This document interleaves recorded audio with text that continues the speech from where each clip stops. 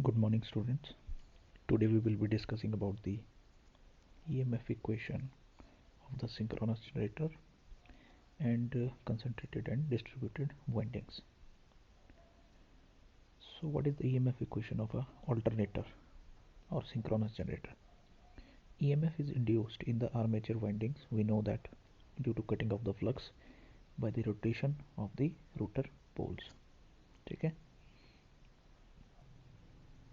Okay, सो यहाँ पर हमारे पास एक क्रॉस सेक्शनल व्यू है सिंक्रोनस जनरेटर का, जिसमें हमारे पास एक सेलिएंट पोल रोटर है 2 पोल्स का और 1 कॉइल पर फेज हमारे पास वाइंडिंग्स है 3 फेजेस की, right? Okay, so the figure shows the cross sectional view of a synchronous generator. The stator has a simple 2-pole 3-phase winding.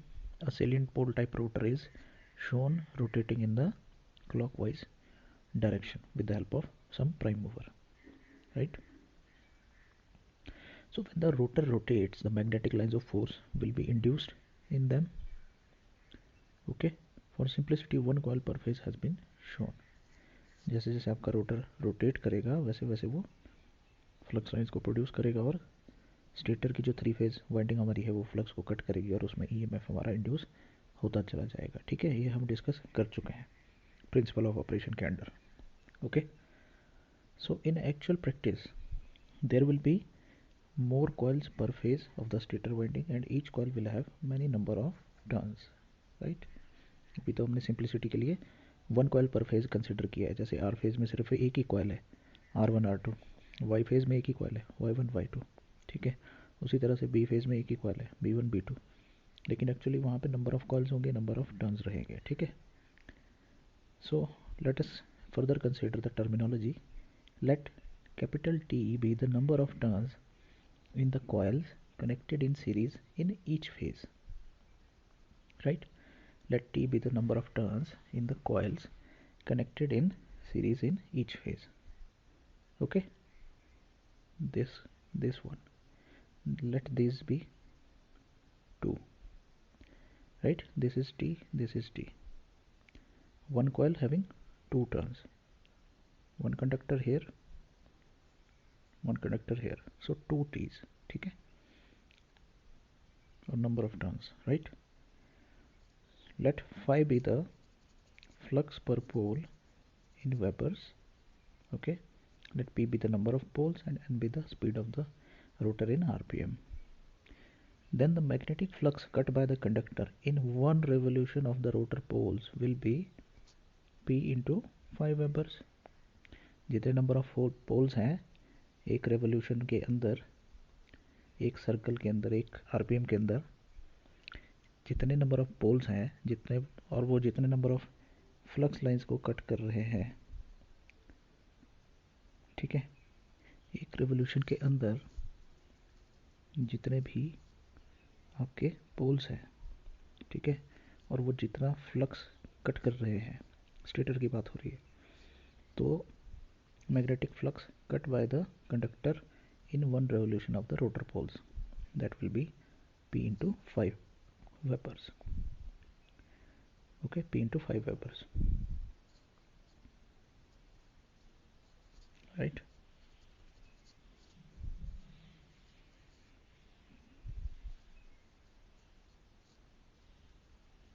If this is the case, this is rotating, so one revolution will be a full circle, right? So one revolution में ये जो flux lines हैं, ठीक है, जितने number of stator poles को ये cut कर रही हैं, that will give you the magnetic flux cut by the conductor in one revolution. और उसको किससे डिनोट करेंगे हम? P into 5 वेपर्स के साथ. I hope this is clear now, right? So after that, the rotor poles, we have calculated the magnetic flux cut by a conductor in one revolution. Then the rotor poles makes n revolution in 1 minute, क्योंकि speed कितनी बोला था हमने? n rpm है. ठीक है, n revolutions पर minute मतलब 60 सेकेंड, मतलब n रेवोल्यूशंस बनते हैं 1 मिनट के अंदर, तो एक n रेवोल्यूशंस ही बनेंगे 60 सेकेंड्स में, और एक रेवोल्यूशन कितने में बनेगा 60/n सेकेंड्स में, right. So the time taken by the rotor poles to make one revolution is 60/n seconds, right? Therefore, the flux cut per second by the conductor of the stator का conductor total flux cut कर रहा है इतना, और 1 second में कितना flux cut करेगा divided by this value, okay. So P5 will be divided by 60/n, that will give you the flux cut per second by the conductor of a stator, and you will get the final equation as P5n by 60 Webers per second, right? Now the average induced EMF in a conductor is equal to flux cut per second, ठीक है। एक conductor की बात करें तो उसमें कितना average EMF induce हो रहा है, जितना वो पर सेकेंड में फ्लक्स को कट कर रहा है, right.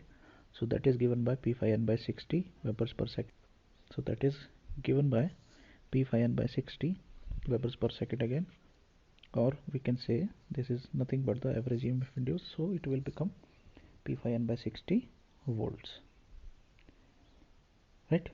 Now since T is the total number of turns connected in series per phase, then the total number of conductors per phase will be 2 times T,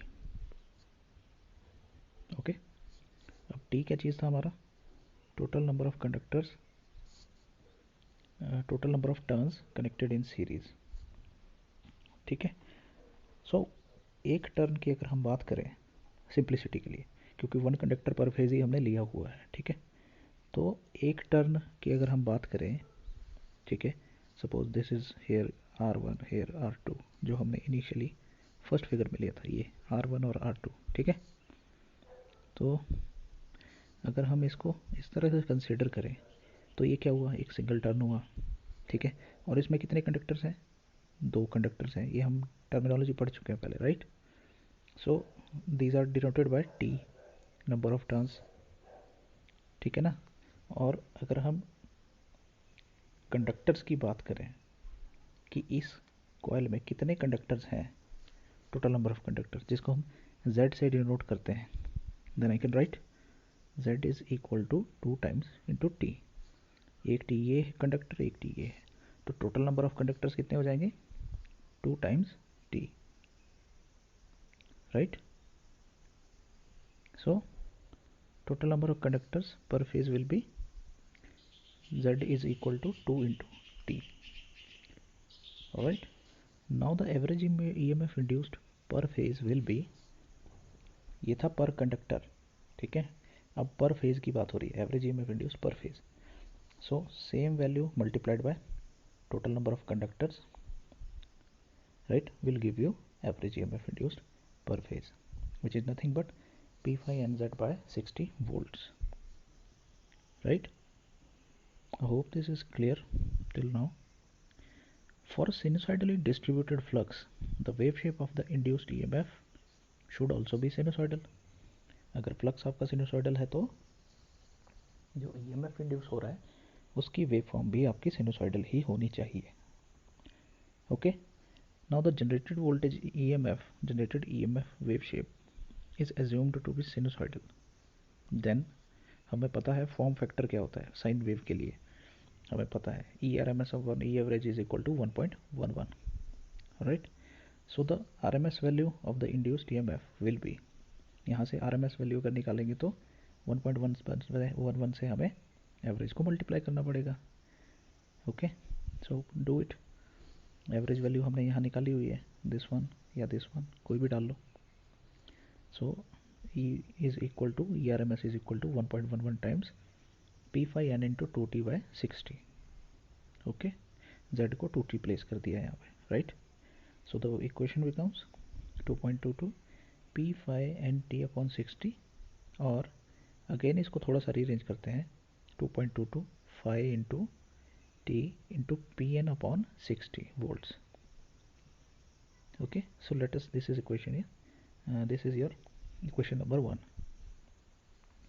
Now we know that the relationship between the frequency, number of poles and the speed is given by n is equal to 120 f upon p, और यहाँ से P N by 120 की value F निकल रही है, और P N by 60 की value कितनी निकलेगी, 2f हो जाएगी. If P N by 120 is f, then P N by 60 will be 2f, right?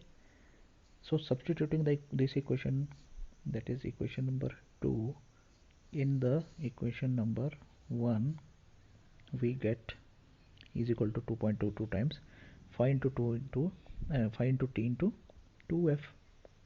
P N by 60 को 2f से डिनोट कर दिया, right? So the final equation becomes E is equal to 4.44 times 5 into f into t volts.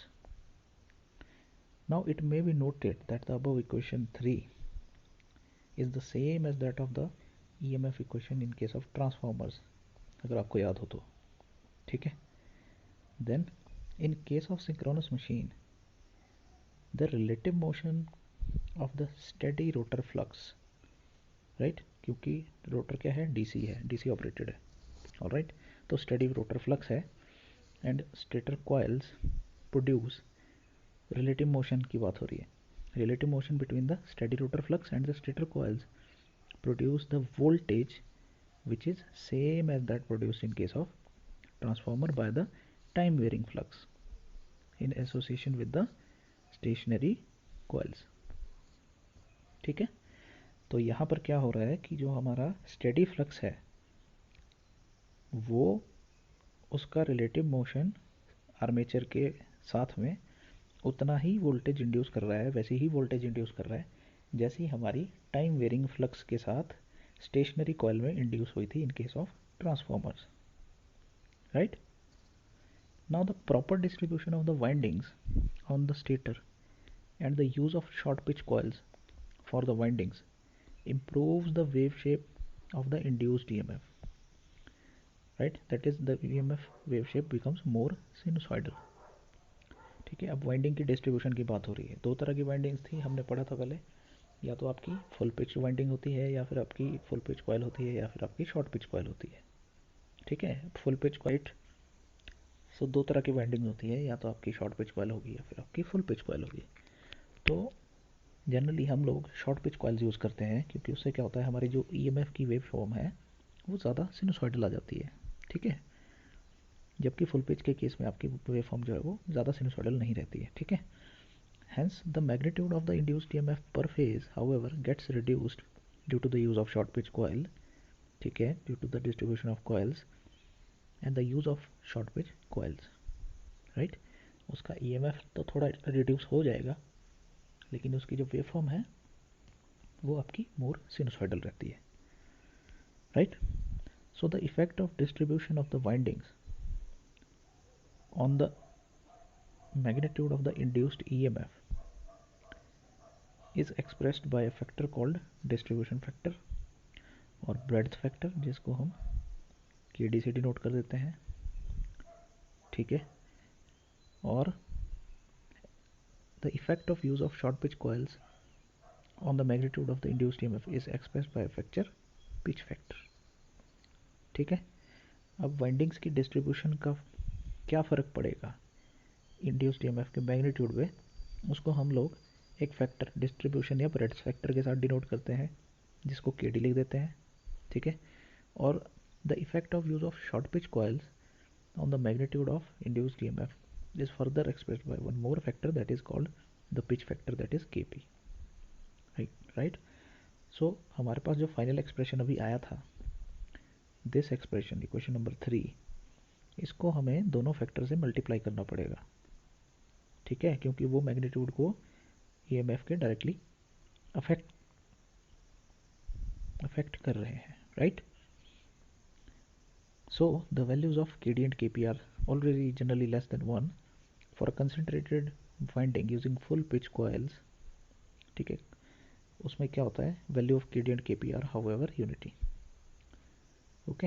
अगर concentrated आपकी winding है जिसमें full pitch coil आपने use किया है, तो उसमें जनरली आपका केडी और केपी की वैल्यू 1 रहती है, अदरवाइज उनकी वैल्यू लेस देन 1 रहती है, राइट. तो जो फाइनल इक्वेशन है हमारी ईएमएफ की वो क्या बन जाएगी, E is equal to 4.44 times phi into F into T into Kd into Kp volts, right? This is the EMF equation, induced EMF equation of the synchronous generator, right? Now what are the concentrated and distributed windings?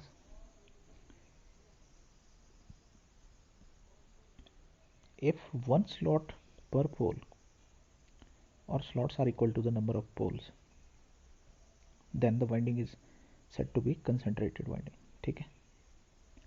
अगर एक slot में आपका if one slot पर पोल, ठीक है, एक slot में एक ही पोल है, ठीक है, या नंबर ऑफ स्लॉट्स आपका नंबर ऑफ पोल्स के बराबर है, देन वी कैन से कि वो हमारी वाइंडिंग कैसी है, कंसंट्रेटेड वाइंडिंग है, ठीक है.